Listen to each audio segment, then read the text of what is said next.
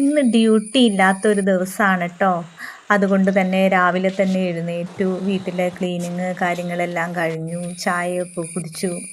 ഇനി പറമ്പിലേക്കൊന്ന് ഇറങ്ങുകയാണ് കേട്ടോ. ഇഷ്ടം പോലെ കപ്പങ്ങ ഉണ്ടായി കിടക്കുന്നുണ്ട് കേട്ടോ. ഇന്ന് നമ്മൾ കറി വെക്കണത് കപ്പങ്ങ മോരുകറിയും പാവയ്ക്ക മെഴുക്ക് പുരട്ടിയുമാണ്. ഇന്നത്തെ പാചകം വീടിന് പുറത്ത് വെച്ച് തന്നെയാണ് കേട്ടോ. പുറത്ത് വിറകടുപ്പ് വെച്ച് അതിലാണ് ഇന്നത്തെ പാചകം. ഞാൻ അവധി ദിവസങ്ങളിലൊക്കെ ഏറ്റവും കൂടുതൽ സ്പെൻഡ് ചെയ്യുന്നത് എൻ്റെ ഈ ചെറിയ കൃഷിത്തോട്ടത്തിലും പറമ്പിലും ഒക്കെയാണ് കേട്ടോ.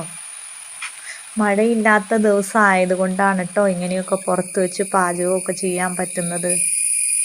നമുക്ക് ടൗണിലേക്ക് എത്തപ്പെടാൻ കുറച്ച് സമയമെടുക്കുമെന്ന് മാത്രമേ ഉള്ളൂ കേട്ടോ. ജീവിക്കാനായിട്ട് നമുക്ക് ഏറ്റവും സന്തോഷവും സുഖവും ഉള്ളത് ഈ ഗ്രാമജീവിതം തന്നെയാണ് കേട്ടോ.